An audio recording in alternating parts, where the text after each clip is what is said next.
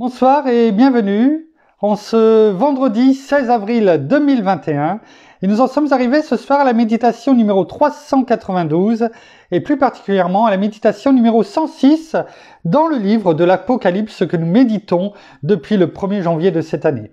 Avant de poursuivre dans notre méditation de la fin de ce 4e message à l'église de Thyatire, prions. Père, dans le nom de Jésus, bien-aimé Saint-Esprit, une fois de plus, nous venons devant toi en te demandant de nous conduire dans toutes tes voies, qu'elle nous soit révélée, que ta lumière brille dans nos cœurs et qu'elle se reflète sur toutes les personnes que tu nous demandes de parler. Alors, comme chaque jour, nous te demandons encore de mettre, cette eau de vie, que nous soyons humidifiés toujours par ta parole qui nous nourrit, qui nous vivifie. Alors que tout ce qui sera dit ce soir encore, Père, te glorifie dans le nom de Jésus. Merci, bien-aimé Saint-Esprit. Amen. Alors, comme on vient de le dire, nous sommes dans la fin de cette quatrième lettre de notre Seigneur Jésus à la 4e église, à l'église de Thyatire, qui est pour chacun d'entre nous, bien entendu, mais qui, comme on l'a dit déjà, représente aussi l'église spirituellement de l'église de la papauté de l'an 500 à nos jours. Nous étions arrivés au verset, nous avions fini hier, le verset 27, et nous allons peut-être ce soir même finir les deux derniers versets, versets 28 et 29. Et pour ce faire, nous allons quand même reprendre. Rappelons que le message de l'église de Thyatire va de chapitre 2, verset 18 au verset 29. Et nous, en ce qui nous concerne, nous allons reprendre du verset 26 au verset 29. Il est écrit : « Ô vainqueur, à celui qui garde mes œuvres jusqu'à la fin, je donnerai autorité sur les nations. Avec un sceptre de fer, il les fera paître comme on brise les vases d'argile, ainsi que j'en ai reçu moi-même le pouvoir de mon Père. » Verset 28, « Et je lui donnerai l'étoile du matin. Que celui qui a des oreilles écoute ce que l'Esprit dit aux églises. » Alors, comme nous avions terminé hier, et on peut le voir maintenant que nous avons lu le dernier verset, le verset 29, on peut s'apercevoir, comme on l'a dit hier, que la promesse faite au vainqueur, précède l'exhortation à écouter ce que l'Esprit dit aux églises. Verset 29, dernier verset, que celui qui a des oreilles écoute ce que l'Esprit dit aux églises. Alors que d'habitude, il vient toujours avant, et après, il y a la promesse. Alors que là, la promesse a été faite avant. Ce qui montre combien, je dirais presque, notre Seigneur dit, c'est moi qui te le dis. Voilà ma promesse. Tout ce que j'ai pu dire, et que nous avons vu dans les méditations précédentes, ces promesses formidables que je donne aux vainqueurs. Écoute-moi, écoute ce que l'Esprit dit aux églises. Ce que l'Esprit, notre bien-aimé Saint-Esprit te dit. Mais moi, je te dis avant toutes les promesses que tu vas avoir. Et c'est glorieux. Comme si que notre Seigneur était pressé de nous donner toutes ces belles promesses pour celui qui tient ferme. Alors, voyons déjà ce verset 28. Il est dit « Et je lui donnerai l'étoile du matin. » Et je lui donnerai l'étoile du matin. On va un petit peu décortiquer même s'il est court. Et bien sûr, là on parle de notre Seigneur Jésus. C'est lui qui nous dit. Et moi-même, je lui, à qui je lui donnerai. Là, celui c'est qui ? C'est le vainqueur. Le vainqueur sous l'autorité de notre Seigneur. Parce que, même si nous sommes, comme on l'a dit hier, appelés à régner sur les nations, sur les différentes ethnies, quelles qu'elles soient, en tant que roi, mais aussi avec l'autorité de tout puissant d'un roi, mais aussi toute l'autorité d'un juge. On l'a vu tout ça hier au travers de la parole. Mais n'oublions pas que ce n'est pas nous personnellement, enfin bien sûr que c'est nous, mais sous l'autorité de notre roi, du roi des rois, de notre Seigneur. Donc je lui, donc nous, vainqueurs, donnerai, je suis sûr que vous l'avez déjà dit avant moi, didomie, cette certitude qu'il nous a donnée, qu'il va nous donner, ou qu'il nous a déjà donné, comme on le voit dans Luc 10, 19. L'étoile du matin. On va voir un petit peu plus en détail ce que notre Seigneur nous parle en parlant de l'étoile du matin. C'est quoi l'étoile du matin? Alors, déjà l'étoile du matin annonce quoi? Eh bien, annonce le jour. Autrement, ce ne serait pas l'étoile du matin, ce serait l'étoile du soir.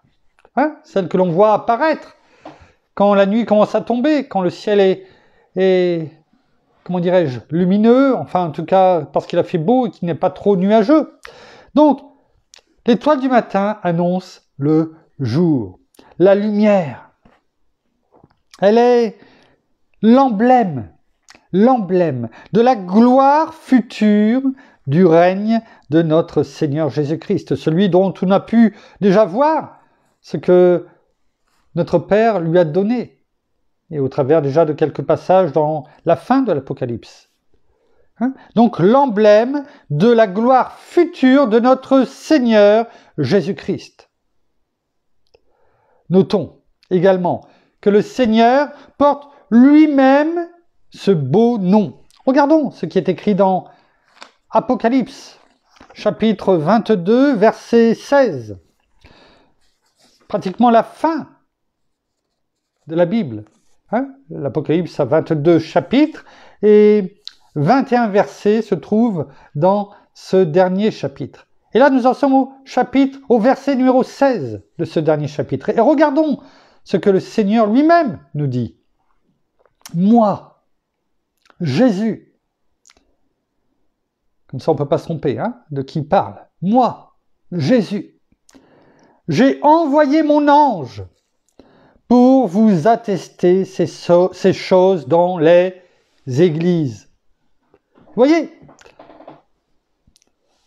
pratiquement la fin du livre de l'Apocalypse, et donc de la Bible, de tout ce qui nous est donné. Le Seigneur revient en disant, moi, Jésus, pas quelqu'un d'autre, moi, j'ai envoyé mon ange pour vous attester de tout ce que je vous ai dit là dans le livre de l'Apocalypse, pour vous attester toutes ces choses, ou dans les églises, au sens large, dans l'église de tous les temps, dans les églises qui ont existé, en Asie mineure, là, quand Jean a reçu le message, mais également pour chacun d'entre nous qui sommes le temple de Dieu. Nous sommes l'église nous-mêmes, chacun d'entre nous qui avons reçu notre Seigneur comme Seigneur et Sauveur de notre vie. C'est à chacun d'entre nous que notre Seigneur parle.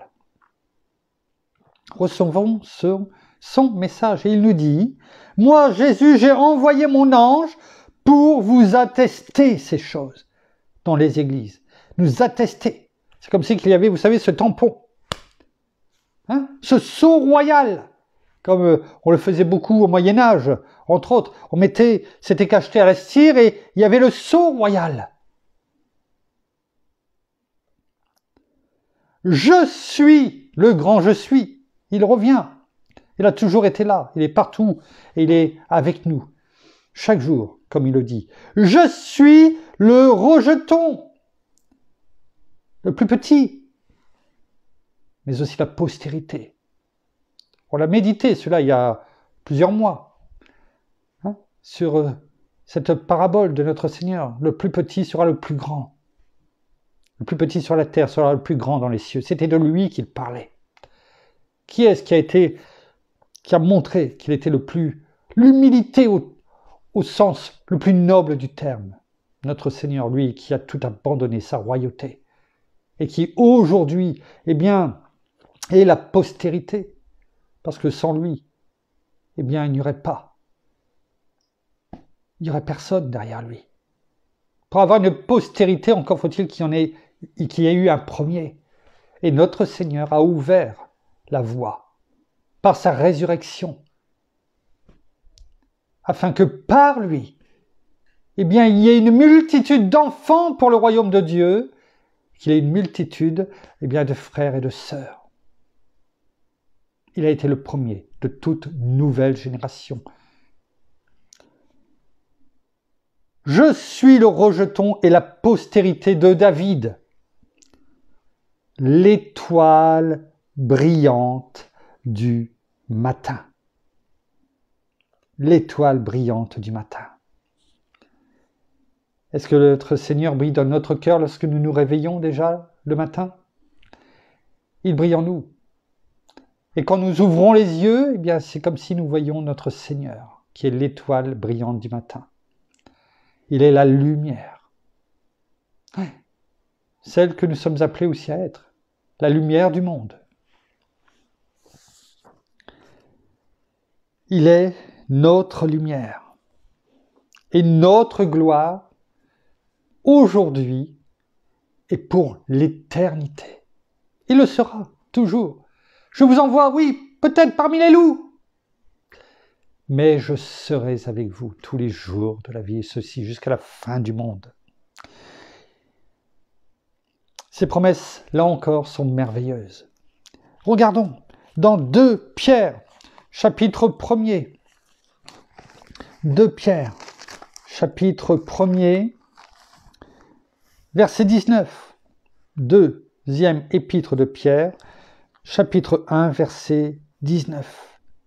Il est écrit « Et nous tenons pour d'autant plus certaine », c'est ce que dit l'apôtre Pierre, « la parole prophétique à laquelle, c'est-à-dire la parole sûre, à laquelle vous faites bien de prêter attention, comme à une lampe qui brille dans un lieu obscur, jusqu'à ce que le jour commence à poindre et que l'étoile du matin se lève dans vos cœurs. » Alors oui, nous avons été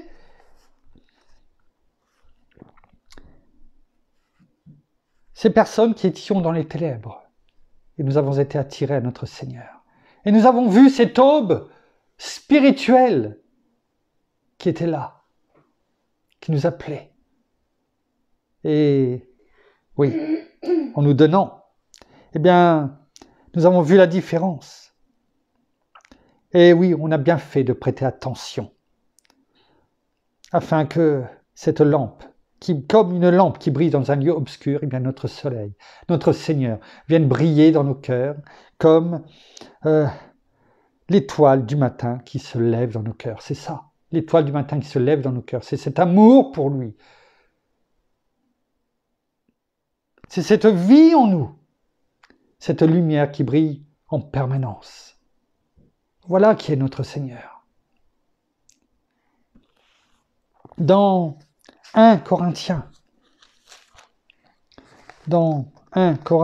chapitre 15, verset 49, il est écrit « Et de même que nous avons porté l'image du terrestre », on a porté l'image du terrestre, c'est ce que nous sommes en train de faire.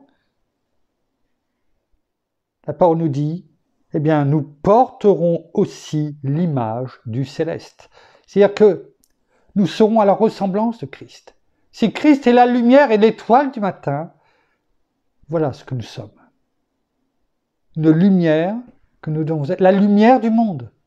Le sel de la terre est la lumière du monde.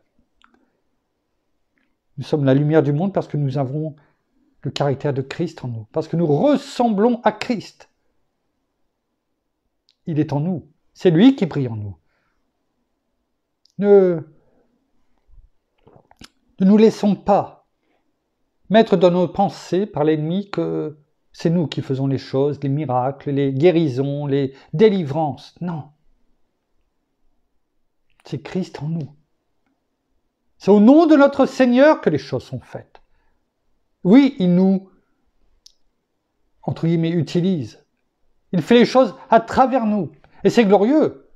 Parce que, franchement, il n'aurait même pas besoin de nous pour faire les choses. Mais il veut nous impliquer.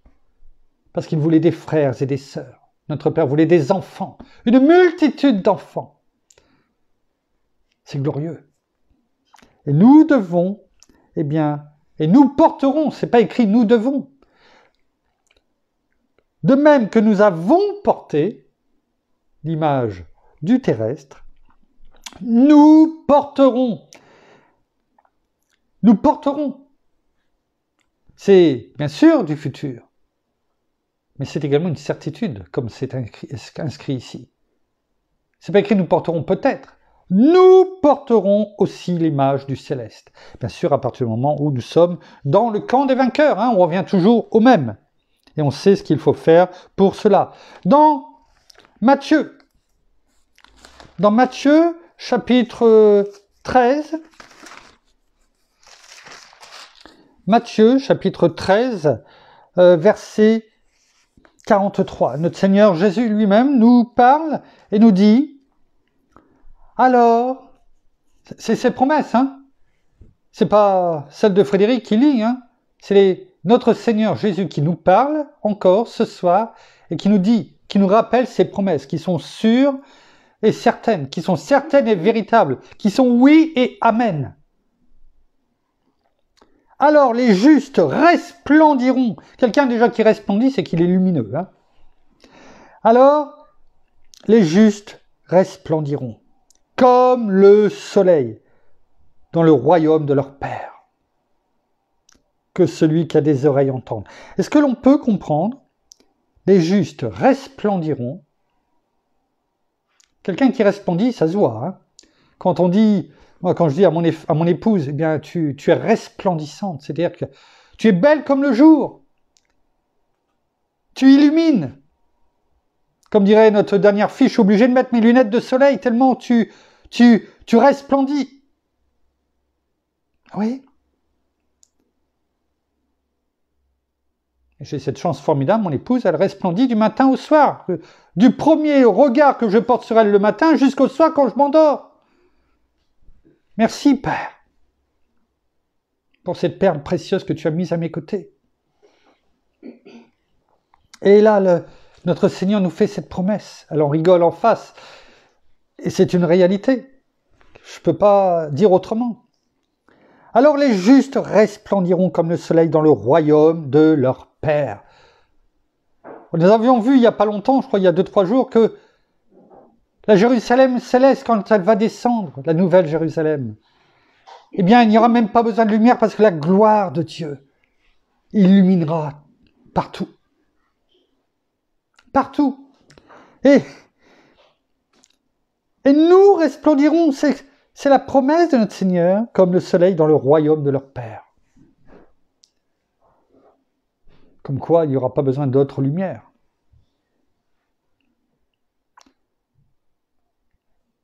Est-ce que nous entendons cela? Parce que la parole nous dit en dernier que celui qui a des oreilles entende. Est-ce que nous l'avons entendue? Ou est-ce qu'elle est rentrée par une oreille et que c'est ressorti de l'autre?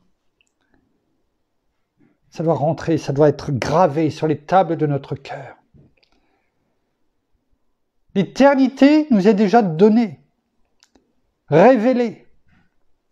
Nous savons ce que nous allons être. La seule chose pour tenir ferme tout cela, c'est de garder la parole, ses paroles, ses promesses, jusqu'au bout, jusqu'à la fin, jusqu'au bout du bout. C'est ça, la promesse de notre Seigneur. C'est tellement beau, c'est tellement glorieux.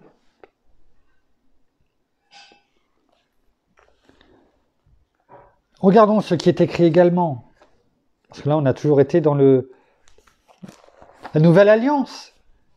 Alors, regardons ce qui est écrit dans Daniel. Vous savez, on a parlé de Daniel tout au début, lorsque nous avons commencé les méditations sur l'Apocalypse, parce que, on retrouve beaucoup de choses, et on y reviendra dans les prochains chapitres, dans le livre de Daniel. Regardons ce qui est écrit dans Daniel chapitre 12, verset 3. Il est écrit « Ceux qui auront été des clairvoyants resplendiront.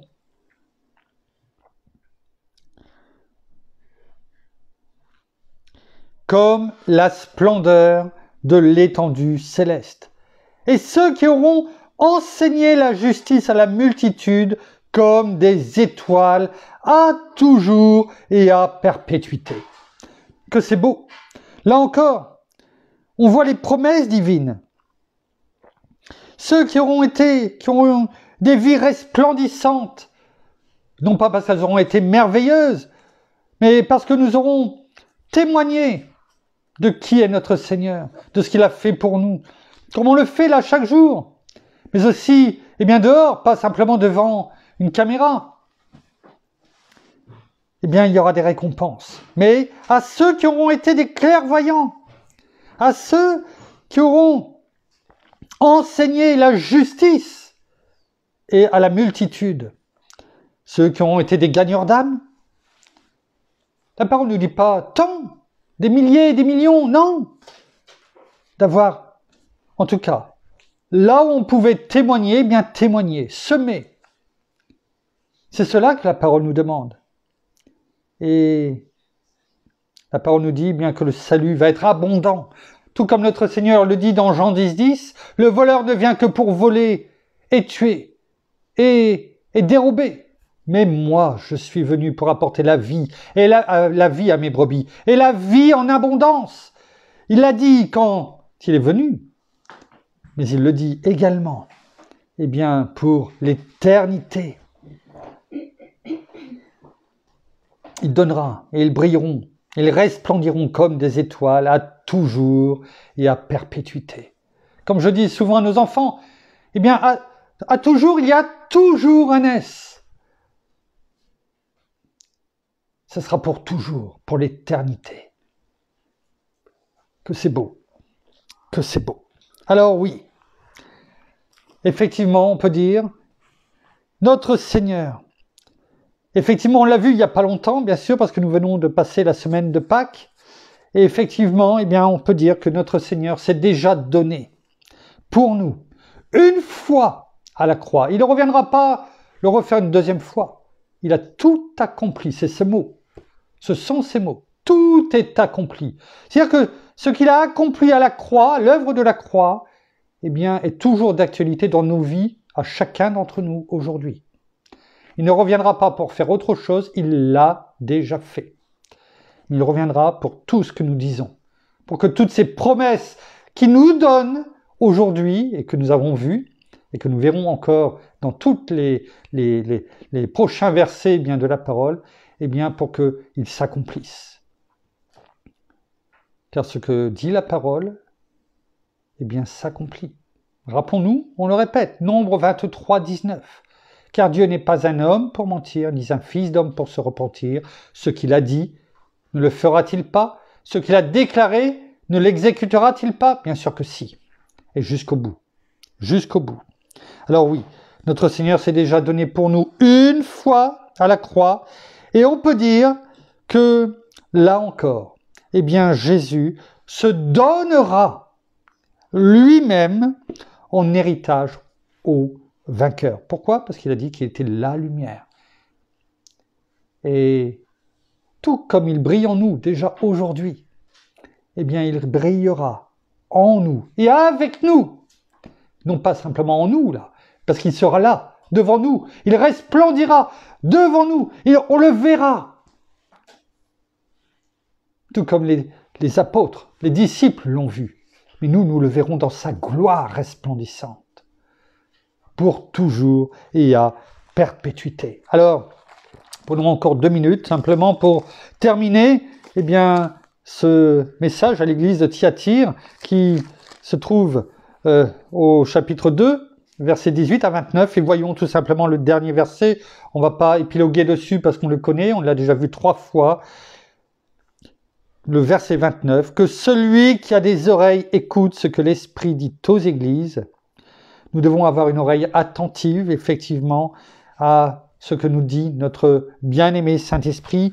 Et le message, comme on l'a dit en introduction, le message qui est à la base pour l'église de Thyatire, ce message qui est donné à Jean pour qu'il l'amène à Thyatire, et puis ça a fait le tour, bien entendu, eh bien, est également pour l'Église de la papauté, mais également pour chacun, eh bien, d'entre nous, pour l'Église de tous les temps, pour chacun d'entre nous, enfants de Dieu, aujourd'hui, et ceci jusqu'à l'avènement de notre Seigneur Jésus. Alors merci Seigneur, merci d'avoir été et d'être, et que tu seras cette lumière pour toujours et à perpétuité pour tes frères, pour tes sœurs, pour tous les enfants de Dieu, parce que nous sommes dans le royaume de la lumière. Alors oui, nous brillerons, tout comme l'étoile du matin aujourd'hui brille dans nos cœurs chaque jour. Eh bien, nous te remercions, bien-aimé Saint-Esprit, dans le nom de Jésus, encore une fois, pour ce message que tu nous as donné encore ce soir, pour ton enseignement. Merci, nous terminons par la prière. Oh, merci Seigneur, et bien encore ce soir, comme nous le faisons tous les soirs. Merci pour ce message, merci pour ta parole, parce qu'elle nous nourrit chaque jour. Merci parce que elle prend toute sa place dans nos vies, dans notre cœur et dans nos pensées. Merci de te révéler à nous, bien-aimé Saint-Esprit, dans tout ce qui est dit, dans toutes les petites choses de notre vie quotidienne, dans tout ce que nous pouvons faire. Eh bien, nous savons, même si nous ne te voyons pas, nous savons que tu es là et que tu es à nos côtés, que tu nous parles par divers messages. Alors soyons toujours prêts, soyons toujours attentifs à ce que tu as à nous dire dans tous les moments de notre vie, dans notre couple, notre famille, mais aussi dans notre travail, dans tout ce que nous vivons au jour d'aujourd'hui. Merci aussi parce que, eh bien, chaque matin, Seigneur, eh bien, nous pouvons te contempler. Chaque matin, nous pouvons te dire tout simplement merci, Père, pour ce souffle de vie que tu mets en nous et surtout pour tout ce que nous pouvons faire avec toi chaque jour. Merci parce que tu es notre lumière. Eh bien, merci parce que tu nous conduis. C'est toi qui es là devant nous. Et comme nous l'avons entendu, eh bien oui, tu es cette lumière qui resplendit dans nos vies, dans nos cœurs, mais aussi dans nos pensées. Alors vraiment, eh bien, soyons prêts, soyons surtout droits, soyons justes, soyons aussi obéissants dans tout ce que tu nous dis. Soyons vraiment ces enfants qui sont prêts à pouvoir t'écouter, à pouvoir mettre en pratique tout ce que tu nous dis chaque jour dans nos vies, parce que tu es là, même si nous savons qu'il y aura certainement ou qu'il y a peut-être pour certains d'entre nous des moments difficiles, des moments de tribulation. Eh bien nous savons que tu es là, même si nous devons traverser ces moments, tu es là avec nous et c'est toi qui nous aides, c'est toi qui nous fortifie, c'est toi qui nous permet d'avancer. Mais surtout, restons fermes, ne regardons pas aux circonstances de la vie, mais regardons à toi, Seigneur Jésus, toi qui es notre lumière, qui est notre phare, qui est cette lumière qui brille dans nos vies. Alors soyez tous abondamment bénis, frères et sœurs, dans le nom de notre Seigneur Jésus-Christ. Amen. Amen. Merci Seigneur. Merci Seigneur. Voilà, ainsi s'achève la méditation de ce soir. Nous vous bénissons abondamment de toute bénédiction spirituelle dans les lieux célestes en Christ. Comme à l'accoutumée, eh bien, nous saluons nos amis au Québec, au Canada, en francophonie, en France, à Paris et tout autour de chez nous. Nous vous aimons profondément et nous vous souhaitons à toutes et à tous une très bonne fin de journée pour certains, une bonne soirée pour d'autres, un bon appétit à toutes et à tous, une excellente nuit dans la paix de notre Seigneur Jésus-Christ qui nous la donne en abondance et que demain matin nous nous réveillons avec l'étoile du matin dans notre vie et que il brille à chaque seconde de notre vie. Nous vous donnons rendez-vous demain soir au même endroit à la même heure. En attendant, passez une bonne fin de journée, bonne nuit et à demain. Au revoir.